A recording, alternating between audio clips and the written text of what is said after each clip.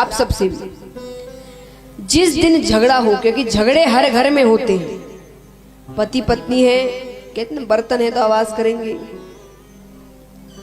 तो झगड़े हर घर में होते हैं। लेकिन जिस दिन झगड़ा हो उस दिन घर छोड़कर मत जाना,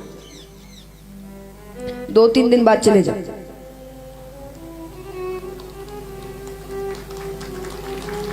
पर जिस दिन झगड़ा हो रहा है, दोनों क्रोधित है, दोनों की बुद्धि सही स्थिति में नहीं है, उस दिन घर छोड़कर मत जाना। और आपको तो खास कर उनका तो पता होता है कहां गए,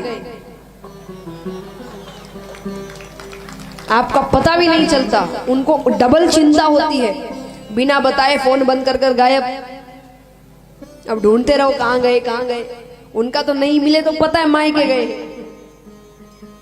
तो ऐसे कार्य मत करना। जिस दिन झगड़ा हो उस दिन तो बिल्कुल मत करना, क्योंकि वो आपके प्रेम को और खत्म करता है, दूरियां बढ़ा देता है। लेकिन माता ने यही किया, माता उस दिन घर छोड़कर चली गई। महादेव जी समझ गए अब वो वापस नहीं आई, क्योंकि मेरा जो अपमान वहां हो रहा होगा वो उसे देख नहीं पाएगी। वो इसीलिए भी नहीं चाहते थे कि हम दोनों जाए। अब जैसे महाराज कोई भी आप कथा कराए, सत्संग कराए, किसी भी भगवान का कीर्तन करवाते हैं ना, कभी माता रानी का, कभी दादी जी का, कभी कृष्ण जी का, कभी महादेव जी का, कभी बालाजी का, लेकिन सबसे पहले पूजा किसकी होती है?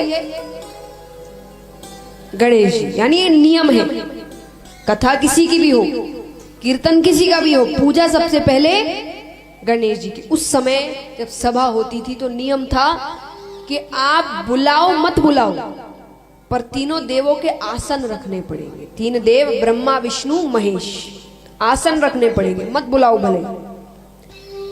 सती माता जाती है, जाकर क्या देखा? ब्रह्मा जी का आसन लगा है, विष्णु भगवान का आसन लगा है, दोनों ही नहीं आए थे। यह पक्की मित्रता। एक को नहीं बुलाया तो दोनों नहीं गए। तो महादेव ब्रह्मा जी और विष्णु भगवान नहीं गए थे, लेकिन दोनों का आसन रखा है, पर महादेव जी का आसन नहीं। इतना बड़ा अपमान। इतने में ही पिताजी आते हैं, सती माता को देखते हैं। अरे तुम यहाँ क्या कर रही हो? किसने निमंत्रण भेजा इसे? अपने पति के साथ रहकर उसके जैसी हो गई हो, बिना निमंत्रण कहीं भी पहुंच जाती हो। सती माता ने कहा, पिताजी मैं चाहूं तो अभी आपकी हत्या कर सकती हूं, क्योंकि ये महाराज ये लीला है। सती माता को, पार्वती माता है तो दुर्गा रूप, काली रूप।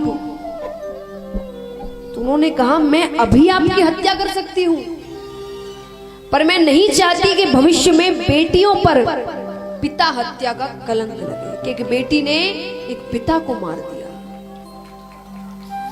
पर मुझे बहुत दुख है कि इस शरीर को आपने पाल पोस कर बड़ा किया है, मैं इसे ही खत्म कर दूं। और उसी हवन कुंड में माता ने अपनी आहुति दी। महादेव जी को पता चलता है, अपने गण को भेजते हैं, जाकर सब कुछ तहस नहस कर दो। वहां कोई यज्ञ नहीं होना चाहिए, सब कुछ तहस नहस कर दिया जाता है। दक्ष राजा के सर धड़ को अलग कर दिया जाता है।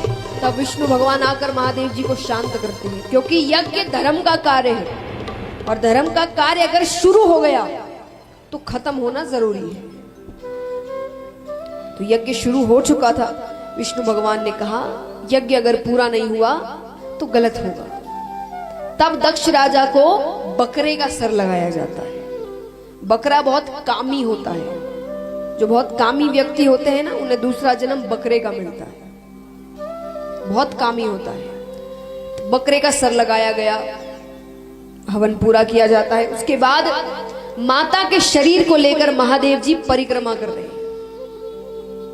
कुछ सुध नहीं है उन्हें, याद में है उनकी शरीर को लेकर परिक्रमा कर रहे हैं। अपना कार्य भूल गए। 3 देव सिर्फ कहने को देव नहीं है, तीनों को कार्य सौंपे गए हैं। ब्रह्मा जी रचना का कार्य करते हैं, विष्णु भगवान पालन का कार्य करते हैं, और महादेव जी विनाश का, यानी मृत्यु। अब मृत्यु हो नहीं रही, रचनाएं होती जा रही है।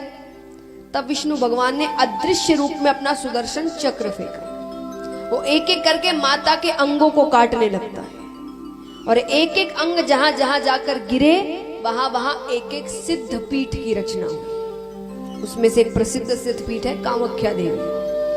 वो सब सती माता के अंग हैं, जो एक एक जहां जहां जाकर गिरते हैं, वहां वहां सिद्ध पीठ बनते हैं। तो महाराज जब कुछ नहीं बचता तो वापस आकर तपस्या करने लग जाते हैं।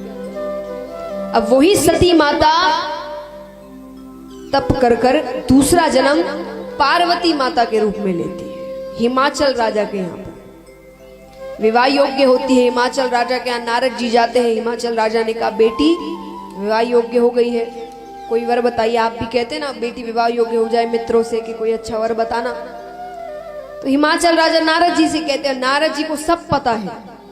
नारद जी ने कहा बड़ा अच्छा वर है। बोले कौन है, नाम क्या है? बोले नाम है महादेव। क्या करता है, धन इत्यादि है कि नहीं? अरे बोले धन तो इतना है कि ब्रह्मा जी और विष्णु जी उनके पास आते हैं। अच्छा चलो अच्छी बात है। चलिए आप पे विश्वास रखकर बिना देखे बिना जाने बिना मिले कह दिया रिश्ता पक्का। तारीख इत्यादि सब निकल गई। अब नारद जी विष्णु भगवान के पास आते कि मैंने इतना कार्य तो कर दिया, पर महादेव जी से बात करने की हिम्मत मुझ में नहीं है, उनसे मैं बात नहीं कर सकता। तब विष्णु भगवान जाते हैं। विष्णु भगवान कहते हैं प्रभु समय हो गया है बहुत, विवाह कर लेना चाहिए। महादेव जी ने कहा मुझे, अरे आप कन्या तो देखिए कौन है, आप ना नहीं करेंगे कन्या देखकर।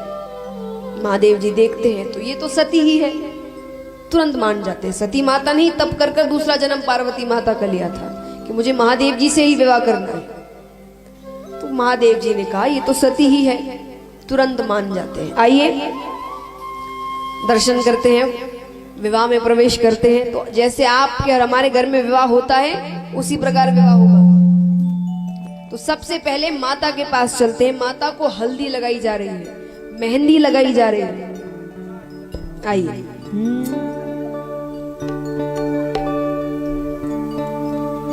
हल्दी मुलाई थारे तेल चढ़ा, हल्दी मुलाई थारे तेल चढ़ा, हल्दी रो मोले चुकावाला, उगतेड़ो सूरज रो रंग लागे सुरंगो, मैं तो भोरा भोर बाणे बिठावाला, मैं तो हरा हरा मूंग बिखरा